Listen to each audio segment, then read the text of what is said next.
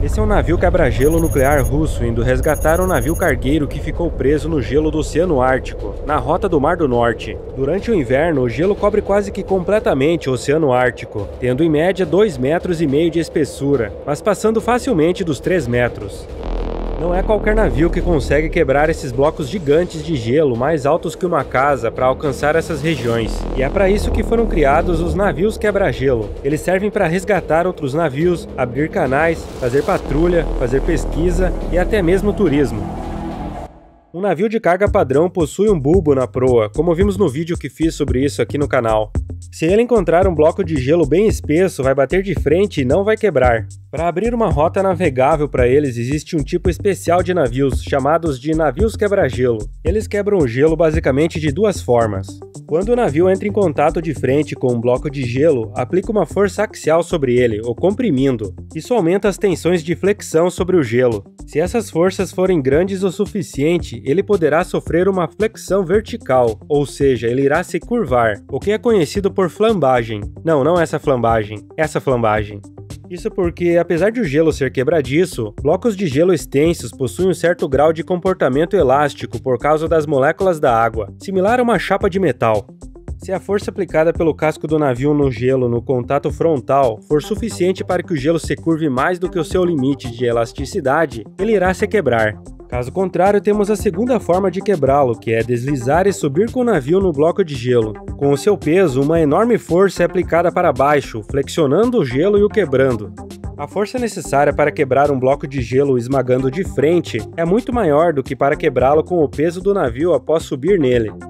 As placas de gelo mais finas são geralmente quebradas esmagando de frente mesmo, mas para as mais espessas, que podem facilmente chegar a 3 metros, ele desliza e sobe para quebrar com um enorme peso. Às vezes o navio precisa dar a ré e subir no gelo algumas vezes até que se quebre. O navio quebra-gelo possui basicamente 3 características: o formato do casco para subir no gelo e quebrá-lo, um casco reforçado para aguentar os impactos e a força de grande parte do peso do navio concentrada naquela região quando ele sobe nas placas de gelo, e por último uma grande propulsão para impulsionar o navio nas águas cobertas de gelo. O bulbo de proa presente nos navios de carga normais serve para reduzir a resistência das ondas de proa geradas pelo próprio navio, mas os navios quebra-gelo não possuem esse bulbo, o que não é um problema, pois eles navegam mais lentamente nessas águas do que em outras regiões. A resistência de um bulbo contra o gelo nessas águas só aumentaria a resistência final do navio. Então, o casco deles é construído sem o bulbo e com formatos de proa que podem ser quadrados, que poucos usam, com o formato em V, o mais antigo, ou o mais atual e eficiente, em forma de colher. Alguns também possuem a chamada faca de gelo embaixo do casco, para evitar subir muito no gelo e encalhar, além de ajudar a cortá-lo. Essas facas também podem ser vistas na popa, acima dos lemes. Nos quebra-gelos, os ângulos entre o casco da proa e a linha d'água devem ser os menores possíveis, tanto aquele entre a água e a linha que vem da quilha até o bico da proa, quanto o ângulo entre a água e a lateral do casco. Além disso, o bico da proa é geralmente mais arredondado e não estreito como era nos mais antigos. Como a maior parte do gelo fica embaixo d'água, com a parte submersa sendo de 3 a 4 vezes a parte acima d'água, fica relativamente fácil deslizar e subir em cima dele. O restante do casco tem uma forma que facilita o escoamento dos blocos de gelo quebrados, evitando que fiquem presos nas hélices ou em outras partes do navio. Mas esse formato de casco ótimo para o gelo reduz a sua eficiência hidrodinâmica em mar aberto, o tornando mais suscetível, por exemplo, ao impacto das ondas no fundo do casco. Por isso, muitas vezes se sacrifica o design ótimo para o gelo em função da sua operação em mar aberto. Além do formato de casco diferenciado, ele também precisa ser extremamente reforçado. Aqui podemos ver as principais áreas do navio em contato com o gelo que devem ser reforçadas. A proa é a região que sofre as maiores forças de contato com o gelo, seguida da região acima e abaixo da linha d'água. Além de usar no casco chapas de aço mais grossas que um barco padrão, o aço também deve ser de alta resistência, pois ele se torna mais frágil devido às temperaturas abaixo de zero e às elevadas forças aplicadas, podendo ocorrer fraturas mais facilmente. Isso ocorre principalmente na parte do casco em contato com o ar, acima da linha d'água, onde a temperatura é bem mais baixa. A água tem em média uma temperatura de menos 1,8 graus Celsius. Já o ar no inverno pode chegar facilmente a menos 25 ou até menos 35. E além disso, o casco também possui parede dupla no fundo e nas laterais, similar a outros tipos de navios, como apresentei no vídeo sobre água de lastro. Em questão de geração e propulsão, os mais usados são os diesel-elétricos, em que o motor a diesel é acoplado a um gerador, que aciona os propulsores com motores elétricos. Mas existem também os a diesel acoplados aos propulsores mecanicamente, os a gás natural e os nucleares.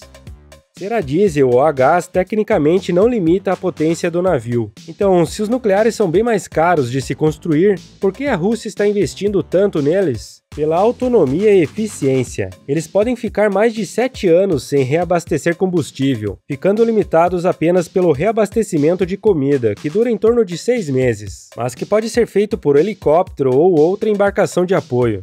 Esse navio nuclear Ártica, descomissionado em 2008, ficou 357 dias sem entrar em um porto. Isso é praticamente um ano. Veja só este caso. Se esse navio nuclear russo de 55,2 megawatts fosse movido a diesel, consumiria mais de 100 toneladas de combustível por dia. Mas, como ele é nuclear, consome menos de meio quilo de urânio no pior dia, quebrando gelo de quase 3 metros e com velocidade constante. Isso significa que navios mais potentes podem ser construídos sem carregar um enorme peso de combustível e sem comprometer a autonomia, o que é uma vantagem muito grande considerando a dificuldade de reabastecimento nesse cenário hostil de difícil acesso. E apesar de a construção dos motores e o urânio serem caros, no final das contas o nuclear acaba sendo bem mais econômico. Agora vamos fazer uma comparação para ver como os quebra-gelos são potentes. Esse navio porta-container gigante com 251 mil toneladas de deslocamento carregado, que é o peso dele com carga, possui uma propulsão com potência de 59,36 megawatts e velocidade máxima de 43 km por hora. Esse navio quebra-gelo nuclear da Rússia, o mais potente do mundo atualmente, com um deslocamento de 33.540 toneladas e capaz de quebrar gelo de 3 metros de espessura mantendo velocidade constante, possui 60 megawatts de potência e pode alcançar 41 km por hora. Então, a velocidade dos dois e a potência é praticamente a mesma. A diferença é que o quebra-gelo aplica toda essa força para quebrar o gelo, e o porta-container para transportar toda essa carga. Já esse, um dos maiores quebra-gelo a diesel, possui uma potência de 44,8 megawatts e consegue quebrar gelo de mais de 1,8 metro em movimento e alcançar 33 km por hora. Atualmente existem alguns quebra-gelo com 1 ou 2 propulsores montados no casco da proa, funcionando como propulsor e como picador de gelo. Eles vão picando os blocos de gelo já quebrados para reduzir o atrito no casco. Claro que os propulsores projetados para essa finalidade são muito mais robustos que os normais para aguentar os impactos do hélice no gelo, além de serem mais potentes. Eles são capazes de girar 360 graus em torno do eixo vertical, e por isso são chamados de propulsor azimutal, eliminando também a necessidade de ter leme. Em alguns modelos, o motor fica dentro do barco. Em outros, chamados de azipod, o motor, nesse caso elétrico, fica nessa cápsula externa selada, conectado direto no hélice. Um motor menor é usado para fazer o giro de 360 graus. Essa manobrabilidade é muito importante em momentos que o navio pode ficar quase estagnado, situação em que o leme não tem muita utilidade. Outro sistema que tem uma função similar é o propulsor lateral de proa, aqueles fixos e embutidos no casco. Muitos também possuem um sistema de geração de bolhas de ar para lubrificar e reduzir a fricção entre o casco e o gelo. Ar comprimido em baixa pressão é bombeado através de orifícios na parte inferior do casco. Conforme as bolhas sobem ao longo do casco, elas se expandem e criam uma forte corrente de ar e água do mar entre o casco e o gelo, afastando os blocos de gelo do casco do navio e reduzindo a fricção. E não pense que é pouco, é muito ar que é bombeado. Na maioria das vezes, esse ar possui temperatura ambiente, mas também pode ser ar quente. Além de reduzir a resistência, ele também serve para evitar a formação de gelo na altura da linha d'água, porque ela se eleva com os borbulhamentos, além de gerar um spray d'água que ajuda a derreter o gelo. E se por algum motivo o navio ficar parado em alto mar ou em uma doca, a água ao redor pode congelar e prender o navio. Esse sistema pode ser deixado ligado para evitar isso. Ou depois de congelado, entre 10 a 20 minutos após ligado, o navio já consegue se mover. E como os sistemas dos dois lados do navio são independentes, podem ser utilizados como propulsor lateral. O propulsor de proa também pode ser usado para gerar ondas e empurrar o gelo para longe do casco, substituindo o sistema de geração de bolhas ou aumentando ainda mais esse canal de proteção. Alguns navios de carga usam o conceito de duplação, onde ele navega ao contrário, com a popa para frente. Para fazer isso, ele precisa ter o casco reforçado para aguentar os impactos do gelo, e a popa com o formato para poder quebrar o gelo. Também deve possuir propulsores azimutais na parte traseira. Com isso, a turbulência gerada pelos hélices faz o mesmo efeito do sistema de bolhas de ar, além de que também vão picando os blocos menores de gelo quebrado. Propulsores normais operando ao contrário também poderiam ser usados, mas a propulsão é projetada ou para puxar, a mais usada, ou para empurrar. Se for usá-la em reverso, não vai ter a mesma eficiência. Por enquanto, esse conceito de duplação só é aplicado em regiões com gelo de 1,5 m a 2 metros. A partir disso, só com os quebra-gelo. A maioria dos navios quebra-gelo operam de frente, mas existem os chamados quebra-gelo oblíquo. São navios com o casco assimétrico que também conseguem quebrar o gelo com o navio na diagonal, ou totalmente de lado. Com isso, ele abre uma passagem em torno de 50 metros de largura, muito maior que os 25 do quebra-gelo padrão, permitindo assim a passagem de embarcações bem maiores. Um detalhe é que, com o ângulo, esse modelo Báltica consegue quebrar gelo com espessura de até 60 centímetros. Já de frente e a ré, mais de 1 metro. Ele possui 3 propulsores azimutais, como os que vimos há pouco, permitindo ele se deslocar em qualquer direção. E por fim, os equipamentos e maquinários devem ser projetados para operar em temperaturas abaixo de zero, ou serem protegidos para não congelarem. Com o gelo mais fino nos últimos anos, muitas empresas de transporte estão se interessando em rotas pelo Oceano Ártico. Há 2 grandes rotas. Uma é a passagem do Noroeste, que passa por cima do Canadá e pelo Alasca, ligando o Oceano Atlântico ao Pacífico. Os Estados Unidos e o Canadá já têm acesso aos 2 oceanos, mas ela também encurta a distância entre a Ásia e a Europa em comparação à passagem do Canal de Suez. A rota entre Yokohama, no Japão, e Roterdã, na Holanda, o porto mais movimentado da Europa, tem cerca de 20.700 quilômetros através do Canal de Suez e 14.000 através da passagem do Noroeste, baixando de 46,7 dias de viagem para apenas 31,5. A outra é a passagem do Nordeste do Ártico pelo norte da Rússia, a chamada Rota do Mar do Norte. Ela reduz em cerca de 40% a distância entre algumas regiões da Ásia e a Europa em comparação à passagem do Canal de Suez. Considerando o mesmo trajeto de antes entre Yokohama e Roterdã, reduz de 20.700 km pelo Canal de Suez para apenas 12.800 através da Rota do Mar do Norte, baixando de 46,7 dias para 28,9. Essa rota geralmente fica de 8 a 10 meses do ano aberta, mas em fevereiro de 2021, um navio comercial cruzou essa rota no inverno pela primeira vez, com a ajuda de um navio quebra-gelo nuclear russo.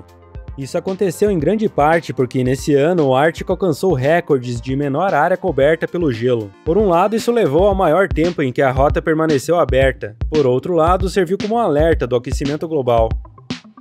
O incidente com o navio Ever Given, que ficou encalhado no Canal de Suez no início de 2021, atraiu ainda mais a atenção para as rotas do Ártico. Soma-se a isso o interesse por cerca de 13% do petróleo e 30% do gás natural do mundo ainda não descoberto, segundo estimativas do Serviço Geológico dos Estados Unidos, além de minerais como ouro, prata, titânio, grafite e urânio, presentes no fundo do Oceano Ártico.